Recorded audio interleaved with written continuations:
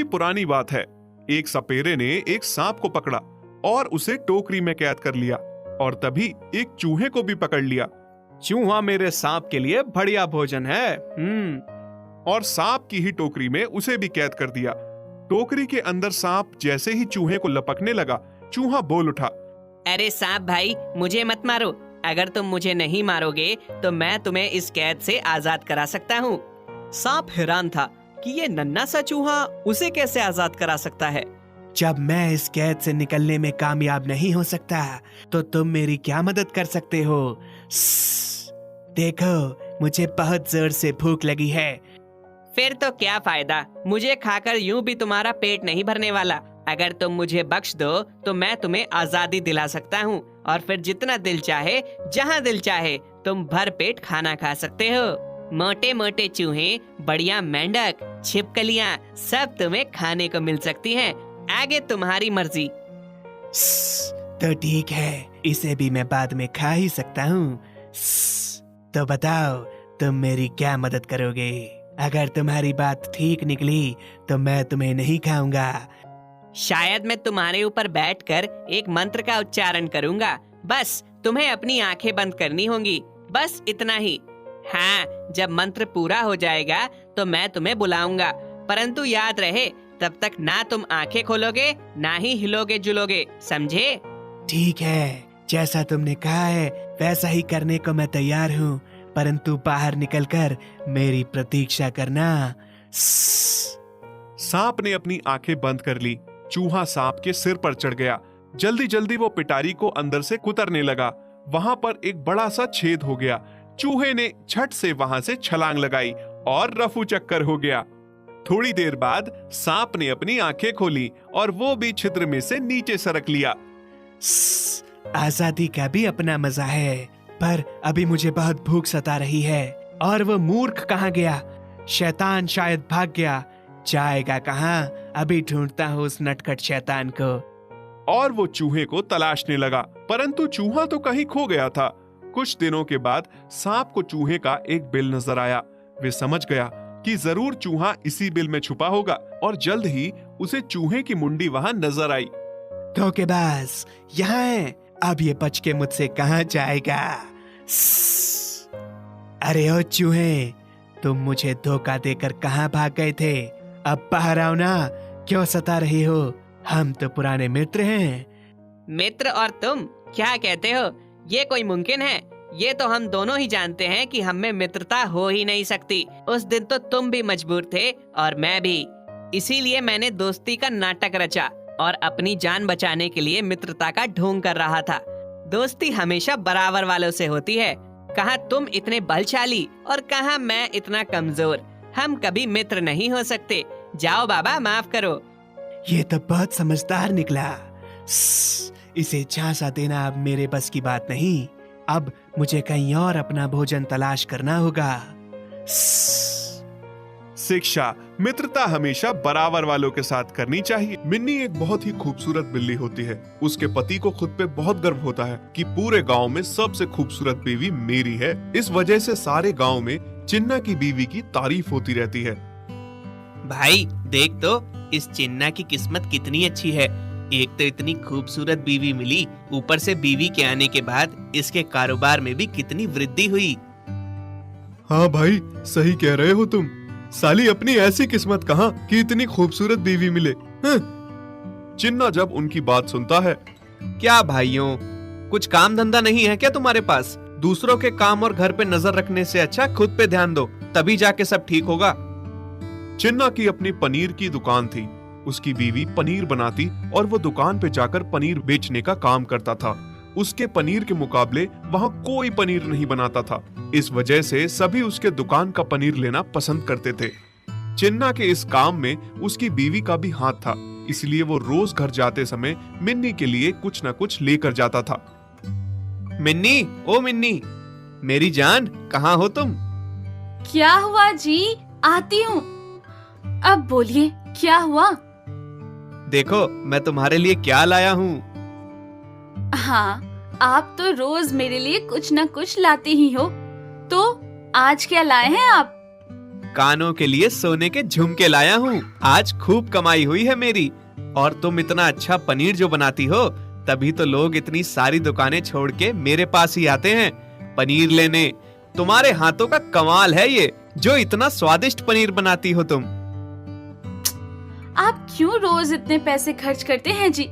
कुछ बचत भी कर लीजिए। अरे क्या बचत करनी, सब तुम्हारे लिए ही तो कमाता हूँ। किस्मत वाला हूँ, इतनी सुंदर बीवी मिली है मुझे। और बचाना भी किसके लिए बोलो? मिन्नी थोड़ी उदास हो जाती है और रोने लगती है।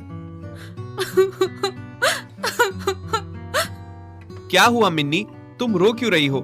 तोहफा पसंद नहीं आया क्या? नहीं जी, ऐसी बात नहीं है। दरअसल चिन्ना और मिन्नी की शादी को 5 साल हो गए थे, पर अभी तक उनका कोई बच्चा नहीं हुआ था। आप सही कहते हैं जी। किसके लिए बचाना? शादी के इतने साल हो गए हैं, पर अभी तक मैं आपको एक बच्चा ना दे पाई।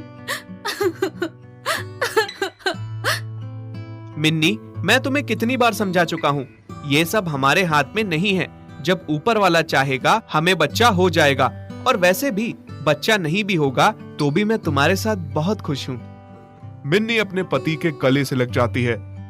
चिन्ना जी, मैंने सुना है सच्चे मन से माँ की पूजा करने से सभी मनोकामनाएं पूरी हो जाती है। मैं ये पूजा करूंगी। शायद हमें भी देवी माँ एक फूल सा बच्चा दे दे। हाँ मिन्नी, जैसा तुम्हें ठीक लगे करो। मिन्नी माँ की पूजा करती है। थोड़े दिनों बाद मिन्नी गर्भवती हो जाती है, जिससे मिन्नी और चिन्ना बहुत खुश थे। चिन्ना मिन्नी का बहुत ध्यान रखता था। कुछ दिनों में मिन्नी एक प्यारी सी छोटी सी बच्ची को जन्म देती है। देखो तो चिन्ना जी, कितनी सुंदर है हमारी बच्ची। हाँ मिन्नी, तुम्हारी ही तरह सुंदर है। हाँ जी, आप सही कहते हैं, पर ये मुझसे ज्यादा सुंदर है। थोड़ी आप पे भी गई है ना? चिन्ना और मिन्नी बहुत खुश थे कि उनकी बच्ची हुई है। उसका नाम वो लिली रख देते हैं। चिन्ना जैसे रोज शाम को मिनी के लिए कुछ न कुछ लेकर आता था, ठीक वैसे ही अब वो लिली के लिए भी ले आता। मिन्नी, देखो तो मैं अपनी लिली के लिए कितने सारे खिलौने लाया हूँ। अच्छा जी, अब मुझे भूल गए। लिली आई तो अब सब कुछ उसके लिए ले आते हो? अरे नहीं नहीं मिन्नी, ऐसी बात नहीं है। अरे मैं तो मजा कर रही थी। कोई बात नहीं, आप सब कुछ अपनी बच्ची के लिए ही लाएं। पर अभी तो ये बहुत छोटी है, कहाँ खिलौने से खेलेगी। लिली थोड़ा सा भी रोती तो दोनों माँ बाप सारा काम छोड़ के उसे देखते। और देखते कैसे ना, इकलौती बेटी जो थी उनकी। फिर एक दिन लिली रात में बीमार हो जाती है और बहुत रोती है। मियाओ, मियाओ, मियाओ। बस मेरी बच्ची कब से रो रही है, सो जा अब। मिन्नी, इतनी देर से लिली रो रही है। आखिर हुआ क्या है हमारी बच्ची को, क्यों रो रही है? पता नहीं जी, देखो ना कब से रो रही है। शायद इसको नजर लग गई है किसी की। वो दिन में आस पड़ोस की बिल्ली आई थी लिली को देखने। मुझे तो लगता है उनकी ही नजर लग गई है। चिन्ना लिली की नजर उतार देता है और धीरे धीरे लिली सोने लगती है। मिन्नी, अब तुम सो जाओ, कब से सोई नहीं हो। मैं लिली को सुला देता हूँ। लिली अब थोड़ी बड़ी हो गई थी। छोटी छोटी चीजों के लिए जिद किया करती थी और माँ बाप की लाडली जो थी, इसलिए वो भी उसकी हर जिद को पूरा करते। माँ, मुझे भी बाकी बच्चों की तरह पार्क में खेलने जाना है।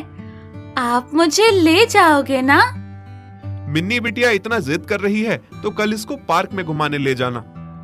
ठीक है जी, ले जाऊंगी। अगले दिन मिन्नी लिली को लेकर पार्क जाती है। वो लिली को पहली बार बाहर लेकर जाती है और लिली को साथ साथ रहने को कहती है। जैसे ही लिली पार्क में पहुंचती है, वो पार्क में आए हुए बच्चों को देख के बहुत खुश हो जाती है और माँ का हाथ छोड़ के आगे निकल जाती है। मिन्नी उसको पीछे से आवाज लगाती है, लिली, लिली बेटा, रुक जा, अकेली मत जा। लिली बच्चों के साथ खेलने के लिए जा रही थी, तभी वहाँ बोरवेल के बने गड्ढे में गिर जाती है। लिली, मेरी बच्ची को बचाओ कोई। लिली उस गहरे खड्डे में फंस जाती है। ये देख के सभी लोग वहां इकट्ठा हो जाते हैं। मियाओ, मियाओ, माँ, बाबा, मुझे बचाओ। मेरा यहाँ पर दम घुट रहा है। तभी चिन्ना वहां पहुंच जाता है। तू घबरा मत मेरी बच्ची, मैं तुझे बहुत जल्दी बाहर निकाल लूंगा। चिन्ना जी, मुझे मेरी बच्ची चाहिए, उसको किसी भी तरह बाहर निकालिए। ये कह के मिन्नी बेहोश हो जाती है। मिन्नी, होश में आओ, तुम ही ऐसे करोगी तो हमारी बच्ची का क्या होगा? चिन्ना मिन्नी को समझाने की कोशिश करता है कि उसने रेस्क्यू टीम को बुला लिया है। हाँ भाभी जी, थोड़ा हौसला रखिए, अभी रेस्क्यू टीम आती ही होगी। हाँ मिन्नी बहन, हिम्मत रखो, सब ठीक होगा। तभी बादल गरजने लगते हैं और बारिश होने लगती है। देखिए ना जी, अब तो बारिश भी होने लगी है। रेस्क्यू टीम के आने से पहले अगर गड्ढा पानी से भर गया तो मेरी लिली का क्या होगा? हे भगवान, आप ऐसा क्यों कर रहे हैं मेरे साथ? एक ही तो बच्ची है मेरी। मिन्नी, सब ठीक होगा, मैं अपनी बच्ची को किसी भी तरह से बचा लूंगा, चाहे मेरी जान क्यों ना चली जाए। तभी रेस्क्यू टीम आ पहुंचती है। माँ, पापा, मेरा दम घुट रहा है, सांस नहीं आ रही। बस बस मेरी बच्ची, थोड़ी देर बस। हाँ मेरी बच्ची, बस तुम्हें अभी बाहर निकाल लेंगे हम। मिन्नी रेस्क्यू टीम से विनती करती है कि मेरे बच्चे को जल्दी से जल्दी बाहर निकालिए, और फिर रेस्क्यू टीम किसी तरह से तरकीब लगा के गड्ढे से दूसरी तरफ से सुरंग खोद के लिली को बाहर निकाल लेते हैं। लिली भीगी सी, डरी सी बाहर आती है।